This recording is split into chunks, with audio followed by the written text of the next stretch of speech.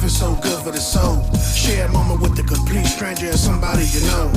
Don't care if you're young or you're old. Sit down and tune into the best show. Lee bringing all the flavor.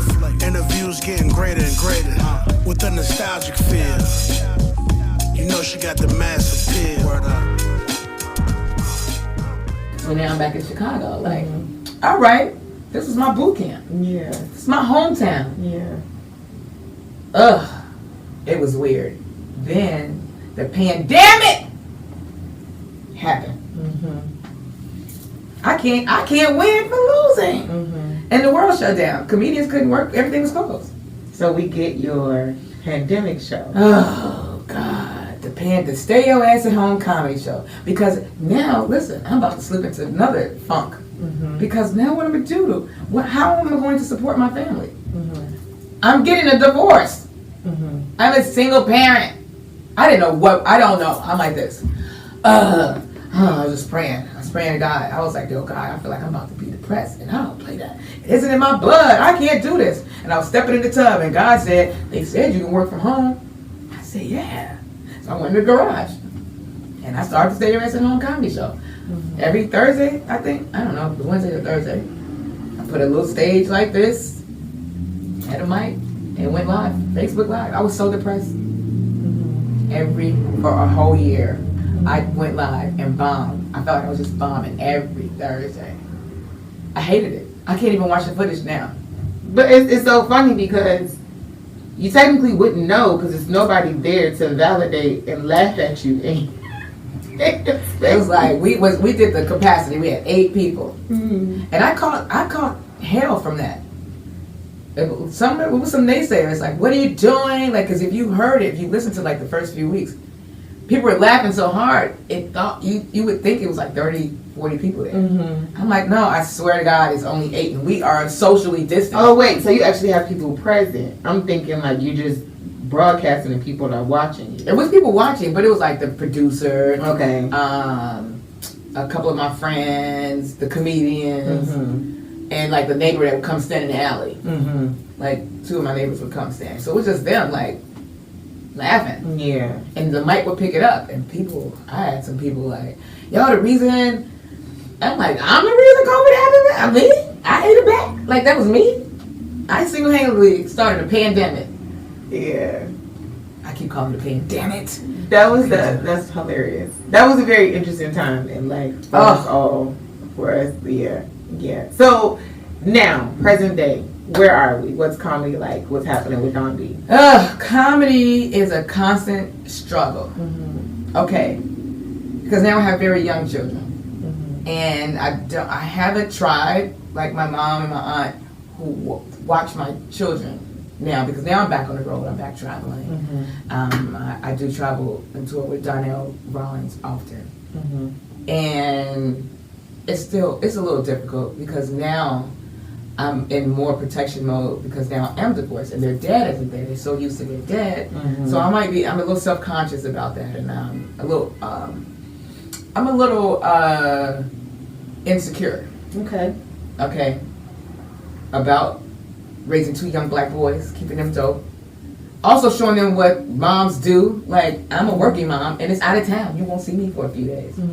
But I was always relying on them to stand with their dad, the other parent, where you can just whatever. It's not like my mom raised us, so she's great, but she's older. She's like 83 years old. But she's got it popping. She still works at the school, blah, blah, blah. Black women are amazing. Amazing. And thank you. If it was not for Granny, I would not even be able to sit here. I told you I gotta wait for my sitter. It was her getting home from church. I'll be frying like I got a sitter come through. No, I had to wait for my mom to get home from church. And don't rush her from doing the Lord's work. Amen. I had to build myself back up. Rebuild. My confidence. Yeah. Because I'm telling you, I would hit the stage like I was rusty.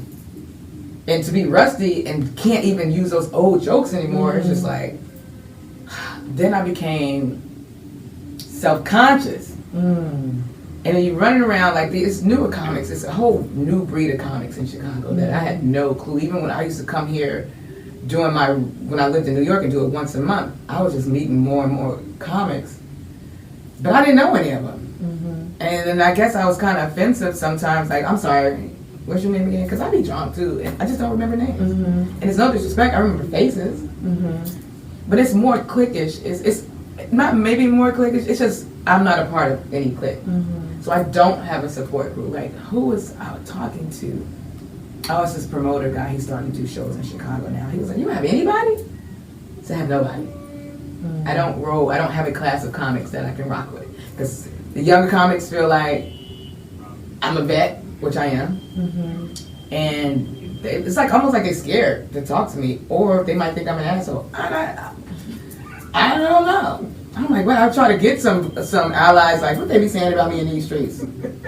They're like, don't nobody say nothing about you. You cool, old lady. I'm like, And then if I don't post. I'm not a big social media. I'm trying to get my life together. Because people do want to see Dawn B. Like, I do have mad fans. But I just can't do it. Too self-conscious. So I'm working. You know what I can appreciate about what you're sharing? I promise I could talk. I don't know why I'm flipping my words. What I appreciate about you sharing those emotions, that insecurity, that vulnerability, that self-consciousness, all of those exist at the beginning of comedy for sure. At least let me speak for myself. That exists. But because life is such a 360 and we are constantly on this cycle, it's very cyclical in the sense of like what you had before, you can always experience again. And hearing you say you had to rebuild yourself, it absolutely sounds like a rebirth is occurring in you, and then you got to just hit this new stride. Because when I tell you, like, every single time I've seen you, I would have never used the words rusty and like none of those. Thank you. I'm looking at like, how can I get a bottle of what she has on that stage? Push through. I had to push. I'm literally in my head though, like making myself push through. And that's okay. Woo! You are a fully functioning human being, and that happens, and that's okay. My first question to you is, what has been your biggest lesson comedy has taught you? What do you feel like you really learned in comedy? Like that song, I want to thank you for sunshine, thank you for rain, thank you for joy, thank you for pain. My biggest lesson is just pay attention. You have to look, learn, listen all the time. Comedy is school. It's levels to it. If you don't look, learn, listen, you won't elevate. You have to study. You gotta write. That's school. And if you don't adhere to this stuff, you're just gonna be the same whack person telling jokes about heralds. Like, you won't evolve. You won't cross over. You will only do the N-word room, so they say. So the biggest lesson I learned is just pay attention and rock and surround yourself with people that are doing what you're doing and doing what you want to do. Opportunities to elevate. Love that. And my next question to you is, what do you want your legacy to be? Like, when it's all said and done, you know, whether you move to a different level in comedy, whether you like have accomplished what I needed to here, what do you want people to say about Dawn B? What do you want them to know about you? I probably have a pretty good idea that what they'll say. But what do you want? That's what I want them to say. Okay. I want them to say what they say. Which like I'm a good person. Okay. I want my legacy to be known. She was funny. She'll be missed. I want to be missed. Like, when I left the first time, when I moved to another country, all the way to just to be divorced, I'm still a little mad about that shit. That's okay.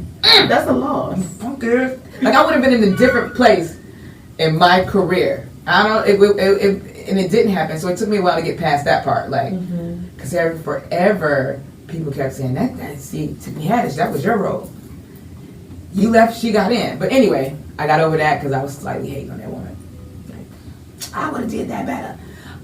Shout out to her though. Peace, Tiffany. I met Tiffany in the cornfields during Dave Chappelle's cornfield run over the pandemic.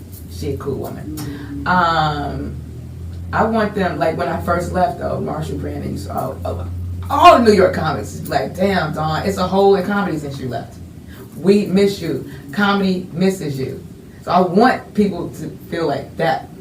I need comedy. I want comedy to need me as much. And I want people to be like, dang, that girl was crazy. And that's it. Crazy if you know it. Yeah, in the best way. In the best comedically way ever. possible. And that I would always give people a chance. I'd be like, yo, somebody gotta start somewhere. Give him 5 minutes.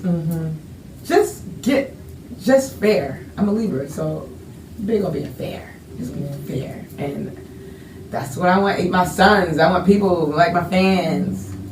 It's gonna be a good time. They're gonna always want to smile when they think about me. That's what I want. I think that is amazing. And you have made me smile and laugh. Thank you so much for being a part of Laughter is My Love Language. And thank you for all of the stages you continue to blaze and that you trailblaze. And I can't wait to continue to watch you. Thank you. I wish you well too. This is so amazing. This is good. You're pleasant. It's good energy. And thanks for having me. Rock out. Jam out what you jam out. Have a good one, everybody. Thank you.